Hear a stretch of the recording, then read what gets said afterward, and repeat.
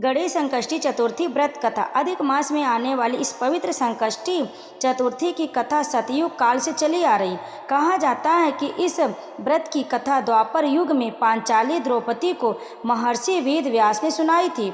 एक समय की बात जब कुरु वंश के संरक्षक ऋषि पांडवों के वनवास काल के दौरान उनसे मिलने उनके आश्रम में आए हुए थे, तब पांचाली द्रौपदी, जिन्हें दुशासन ने भरी सभा में निर्वस्त्र किया और दुर्योधन ने उसे अपमानित किया था, यह सोचकर हैरान थी।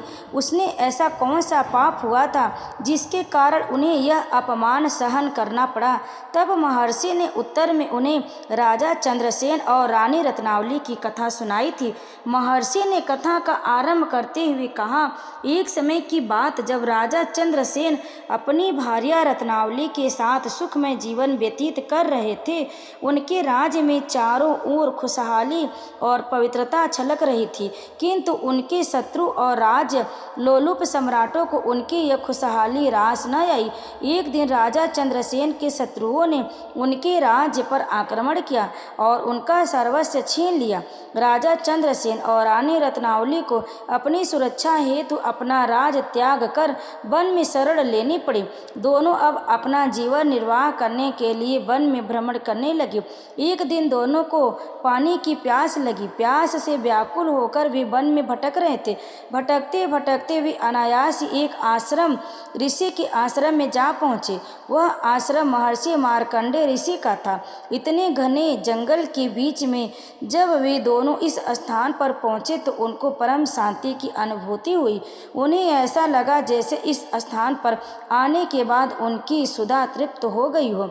जब उन्हें इस स्थान के बारे में ज्ञात हुआ तब तो बिना किसी विलंब के महर्षि मार्कंडेय के समक्ष जा पहुँचे और उनके समक्ष नतमस्तक होकर अपने इस कष्ट रूपी जीवन से मुक्ति पाने का उपाय मांगने लगे। महर्षि ने उन्हें आशीर्वाद दिया और उनसे अपनी इस दुर्दशा का कारण पूछा।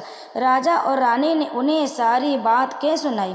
राजा को भी द्रौपदी की तरह संदेह हो रहा था कि उसने ऐसा कौन सा पाप हुआ जिसके चलते उन्हें यह कष्ट भोगना पड़ रहा। ऋषि मार्कंडेय सर्वज्ञाता थे, जो बहुत भविष्य और वर्तमान को भली भांति देख सकते थे। महर्षि ने ध्यान धरते हुए राजा के पूर्व जन्म के कर्मों को टटोला और उनके प्रश्नों का उत्तर देते हुए कहा, हे राजन, पूर्व जन्म आप एक परम तेजस्वी राजा थे। एक दिन आप आखेट करने जंगल में गए थे। वहाँ अपने लाल वस्त्र को धारण किए हुए नाग कन्याओं को व्रत का अनुष्ठान करते हुए देखा था। आप उनसे प्रभावित होकर उनसे उस व्रत अनुष्ठान के बारे में पूछने लगे। वो समय अधिक मास का था। उन्होंने बताया कि वह सभी भगवान श्री गणेश की संकष्टी चतुर्थी का व्रत कर रही हैं। इस व्रत को करने मात्र से मनुष्य की सभी समस्याओं का अंत हो जाता है। मनुष्य को अपने कष्टों से सहज मुक्ति प्राप्त होती है। नाग कन्याओं के मुख से भगवान श्री गणेश की अधिक मास की संकष्टी व्रत के बारे में सुनकर उन्होंने भी इस व्रत को करने का मन ही मन निश्चय किया, किंतु समय जाते हो अपने नाम, यश और कीर्ति की प्राप्ति होने पर इस व्रत का अनुष्ठान करना भूल गए। अपने शक्ति और सत्ता के मद में वे अहंकारी और अन्यायी राजा बन गए। अपने कुकर्मों के फल स्वरूप उनकी अकाल मृत्यु हो गई थी। आखिरकार उन्हें अपने पूर्व जन्म के कुकर्मों के फल भोगने के लिए इस जन्म में भी एक राजसी परिवार में जन्म लेना पड़ा। राजा चंद्रसेन की दुर्दशा का कारण उनके पिछले जन्म किए हुए उनके कुकर्म ही थे, जिसके चलते उन्हें इस जन्म में भी अनेकों कष्ट का सामना करना पड़ रहा था। जब राजा चंद्रसेन को महर्षि के श्री मुख से अपने पूर्व जन्म के कुकर्मों के बारे में ज्ञात हुआ तो वे पश्चाताप की अनुभूति करने लगे।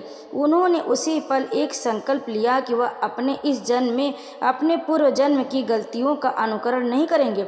अपने पूर्व जन्म में उन्होंने भगवान श्री गणेश की संकष्टी चतुर्थी का अनादर किया था, अतः इस जन्म में आने वाली अधिक माह की कृष्ण पक्ष की संकष्टी चतुर्थी को दोनों राजा और रानी ने श्रद्धापूर्वक व्रत का अनुष्ठान किया, जिसके फल स्वरूप उन्होंने अपना खोया हुआ राज्य और सम्मान वापस पाया। तो प्रेम से बोलिए गणेश भगवान की जय। अब आइए सुनते हैं गणेश संकष्टी चतुर्थी व्रत की दूसरी कथा। पौराणिक कथा के अनुसार सतयुग में पृथु नाम के एक राजा हुए जिन्होंने 100 यज्ञ संपन्न किए थे। उनके राज्य में दयादेव नामक एक विद्वान ब्राह्मण रहते थे। वेदों की ज्ञाता दयादेव के 4 पुत्र थे। उन्होंने वैदिक विधि के अनुसार अपने चारों पुत्रों का विवाह कर दिया। चारों पुत्र वधुओं में सबसे बड़ी बहू एक दिन अपनी सास से बोली, हे माताजी, मैं बचपन से ही संकट नाशक गणेश चतुर्थी का व्रत करती आ रही हूँ। अपने मायके में भी मैंने यह शुभ और मंगलकारी व्रत किया है। कृपया मुझे यहाँ भी इस व्रत का पालन करने की अनुमति दे। बहू की बात सुनकर उसके ससुर दयादेव ने कहा, हे बहू, तुम सभी बहुओं में बड़ी और श्रेष्ठ हो। तुम्हें किसी प्रकार का कष्ट नहीं है और न ही तुम अभावग्रस्त हो। फिर तुम व्रत क्यों करना चाहती हो? अभी तो तुम्हारे जीवन का समय सुख और आनंद से बिताने का। यह गणेश कौन है और तुम्हें यह व्रत करने की क्या आवश्यकता है? कुछ समय बाद बड़ी बहू गर्भवती हुई और 10 माह पश्चात उसने एक सुंदर पुत्र को जन्म दिया। उसकी सास लगातार उसे गणेश चतुर्थी का व्रत करने से रोकती रही और अंततः उसने व्रत छोड़ दिया। व्रत भंग होने से भगवान गणेश अप्रसन्न हो गए। जब उसके पुत्र का विवाह होने लगा और शुभ मांगलिक संस्कार चल रहे थे, तभी अचानक उसका पुत्र लापता हो गया। इस घटना से विवाह मंडप में हड़कंप मच गया। सभी लोग व्याकुल होकर पूछने लगे, दूल्हा कहाँ गया? उसे कौन ले गया? यह समाचार सुनकर उसकी माता रोते हुए अपने ससुर दयादेव से बोली, हे पिताजी, आपने मेरा गणेश चतुर्थी व्रत छुड़वा दिया था। उसी के परिणाम स्वरूप आज मेरा पुत्र गायब हो गया। पुत्र वधू की यह बात सुनकर दयादेव अत्यंत दुखी हुए। बहू भी गहरे शोक में डूब गई। अपने पुत्र की प्राप्ति की कामना से वह प्रति मास संकट नाशक गणेश चतुर्थी का व्रत करने लगी। एक दिन भगवान गणेश एक दुर्बल और वेदज्ञ ब्राह्मण का वेश धारण करके उसके घर भिक्षा मांगने पहुँचे। उन्होंने कहा, हे बेटी, मुझे इतनी भिक्षा दो कि मेरी भूख शांत हो जाए। धर्मपरायण स्त्री ने उनका आदर पूर्वक स्वागत किया, विधि पूर्वक पूजन किया और श्रद्धा से भोजन कराया। भोजन के बाद उसने उन्हें वस्त्र आदि भी भेंट किए। उसकी सेवा और भक्ति से प्रसन्न होकर ब्राह्मण बोले, हे कल्याणी, मैं तुमसे प्रसन्न हूँ। अपनी इच्छा के अनुसार कोई वर मांगो। मैं ब्राह्मण के वेश में स्वयं गणेश हूँ और तुम्हारी भक्ति से प्रसन्न होकर यहाँ आया हूँ। यह सुनकर वह स्त्री हाथ जोड़कर बोली, हे विघ्नहर्ता, यदि आप मुझ पर प्रसन्न हैं तो मुझे मेरे पुत्र के दर्शन करा दीजिए। भगवान गणेश ने कहा, हे शुभ विचारों वाली, तुम्हारी इच्छा अवश्य पूर्ण होगी। तुम्हारा पुत्र शीघ्र ही तुम्हारे पास लौट आएगा। ऐसा वरदान देकर भगवान गणेश अंतर्ध्यान हो गए। कुछ समय बाद उसका पुत्र सकुशल घर लौट आया।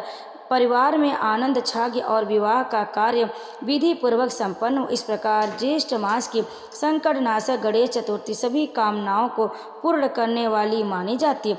धार्मिक मान्यताओं के अनुसार विभुवन संकष्टी चतुर्थी व्रत, इस व्रत कथा का पाठ करने से गणेश जी अति प्रसन्न होते हैं। इसके अलावा शारीरिक और मानसिक कष्टों से निजात मिल जाती है। जीवन में खुशियों के दस्तक होती, ज्ञान और बुद्धि में तेजी से बढ़ोतरी होती, जिससे आपके विवेक बढ़ने के साथ निर्णय क्षमता में भी वृद्धि होती। इस व्रत कथा का पाठ करने या फिर श्रवण करने से जाने अनजाने में किए गए पापों से मुक्ति मिल जाती है। इसके साथ ही आपकी मनोकामनाएं पूर्ण हो जाती। तो प्रेम से बोलिए भगवान गणेश की जय। भक्तों, कथा को अंत तक श्रवण करने के लिए आप सभी भक्तों का बहुत बहुत धन्यवाद। आप सभी भक्तों को अधिक मास की गणेश संकष्टी चतुर्थी की हार्दिक शुभकामनाएं। श्री गणेशाय नमः।